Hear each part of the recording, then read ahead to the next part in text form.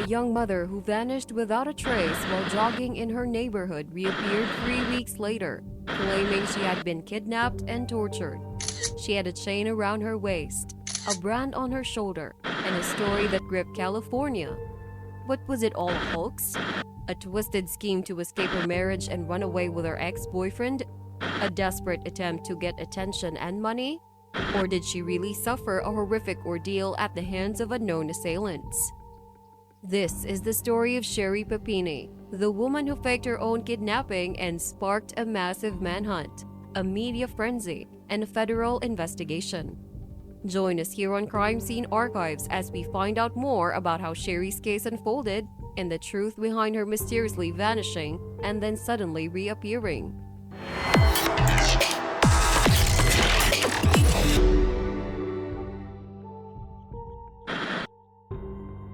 She had that kind of face that you couldn't forget, a blonde beauty with sparkling blue eyes and a radiant smile.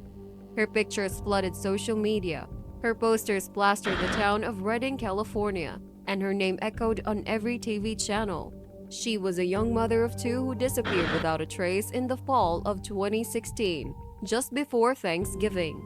She became a national sensation, a mystery that captivated millions. She was Sherri Papini. On November 2, 2016, Keith Papini came home from his job at Best Buy to an empty house. He panicked when he realized his two kids were still at daycare and his wife of 7 years was nowhere to be seen. He used the Find My iPhone app to track Sherri's phone and found it near Sunrise Drive, where Sherri had gone for a jog that morning. He rushed to the location and saw Sherri's phone and earbuds lying on the ground, 2 feet from the road. The phone was playing their wedding song, Michael Bublé's Everything, over and over. But Sherri was gone. Keith called 911 to report his wife missing, and he instantly became a suspect in her disappearance. I couldn't find her, so I called the daycare to see what time she picked up the kids. The kids were never picked up, so I got freaked out, so I hit the Find My iPhone app thing. I found her phone, and it's got hair ripped out of it, in the headphones. And I took a picture of her phone on the ground before I picked it up. When's the last time you heard from her? She sent me a text asking me if I was coming home for lunch. And I said, sorry, long day. And that was the last. Detectives launched a massive search for Papini and collected clues to find out what had happened to her. But soon they stumbled upon something disturbing. As they looked into the 34-year-old's personal life, they uncovered a series of secrets. She had 2 men's phone numbers in her contacts, but she had disguised them as women. One of them was a man from Michigan who had met Papini in 2011 and had a romantic weekend with her. This was while she was already married to Keith for 2 years. They kept in touch with flirty texts over the years, but never saw each other again. They had planned to meet again on November 1, 2016, the day before she disappeared, but he said he couldn't make it. He flew back to Michigan on the same day she vanished, raising a lot of suspicion. He met Papini at a youth program when they were both young and they fell in love. He thought she was the one, but he soon realized she was a master of manipulation. He said Papini craved attention and made up stories of being abused by her family, her father, and even him after they broke up. Sherri had a habit of running away and playing the victim whenever she felt ignored. But what was even more alarming was that Sherri's own mother called the cops on her when she was 21, saying Sherri was hurting herself and blaming it on her mom. The family lived in constant dread, not knowing what Sherri would accuse them of next. Sherri's friends also knew the truth, saying Papini was a chronic liar and couldn't be trusted. The detectives had a hunch that the kidnapping was a sham, but they kept it to themselves. They waited for a break in the case. And then on Thanksgiving Day 2016, 3 weeks after she went missing, Papini showed up out of the blue. She was spotted by drivers on Interstate 5 near Woodland, stumbling on the highway. It was Sherri Papini. She looked like a shadow of herself. Her hair was chopped off. A chain was wrapped around her waist. She had shed pounds from her slender frame, and she was covered in wounds, burns, rashes, a broken nose, and a weird brand on her shoulder. She refused to talk to California Highway Patrol officers who found her, saying they were in on her abduction. She only trusted her husband, Keith Papini, who took her statement in the ambulance on the way to the hospital. She told a harrowing tale of being kidnapped by two Hispanic women and being tortured and starved.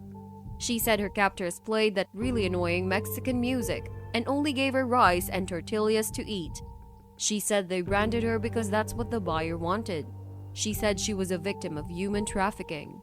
But the hospital found no evidence of sexual assault or drugs in her system, which contradicted her story of being drugged during her ordeal.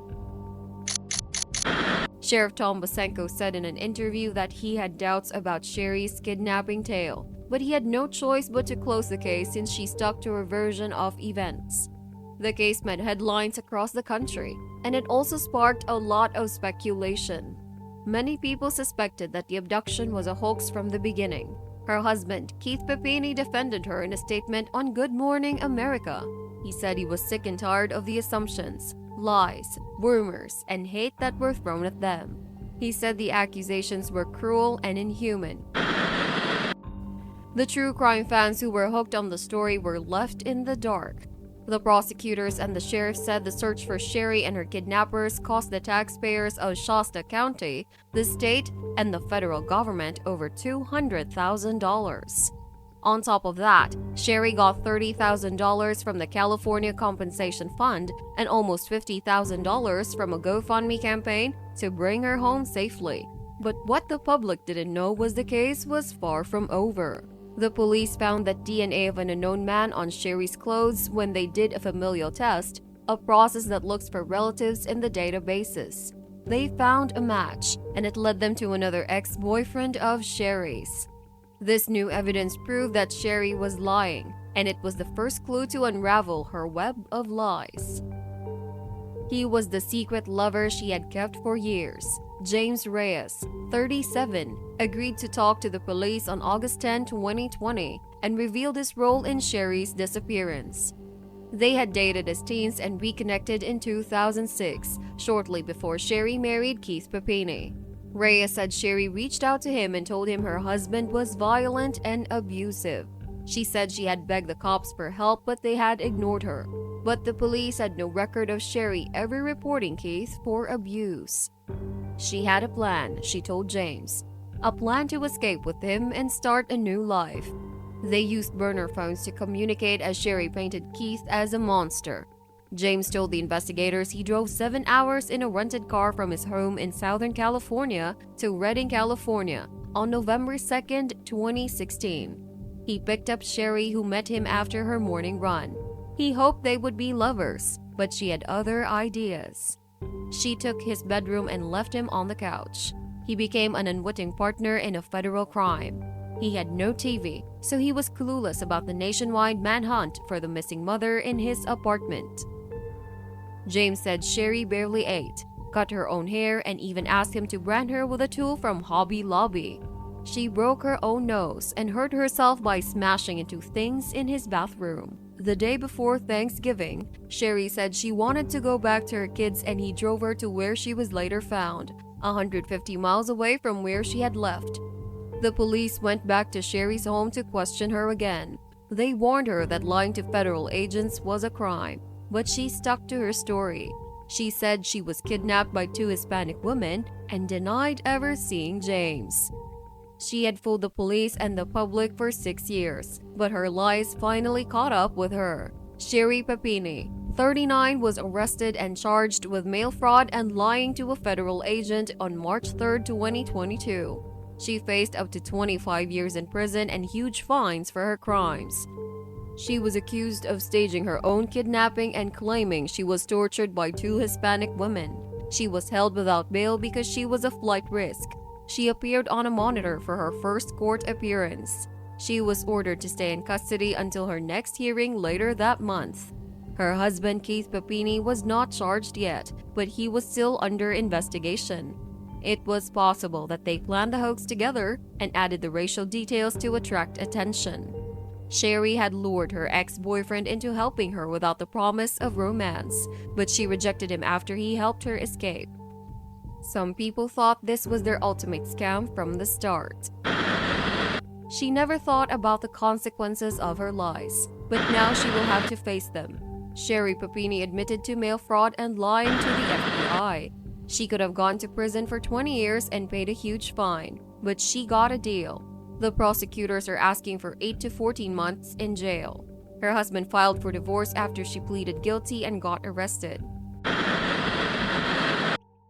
I still remember how I went to the Papini house in the weeks after she supposedly vanished and how angry the neighbor next door was.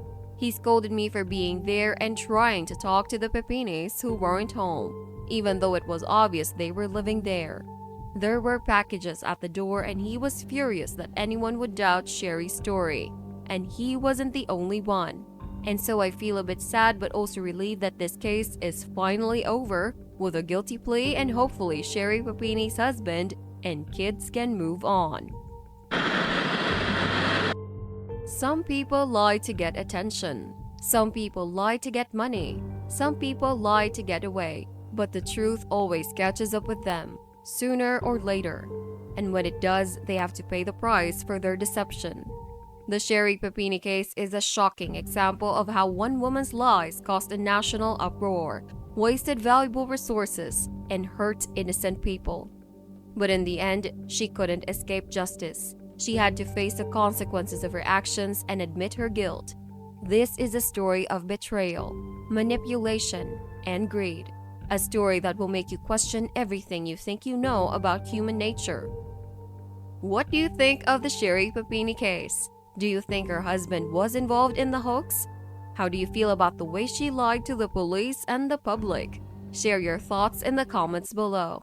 And if you can't get enough of cases like just this one, come discover the heart-wrenching story of Janine Balding, a young woman who was abducted, attacked, and murdered by a homeless gang in Sydney, Australia. Click the box here to discover Janine's story. And for more crime-related stories, come check out our channel. Don't forget to like, comment, and subscribe to our channel for more videos every week. Until next time, stay safe and keep exploring the shadows with us at Crime Scene Archives.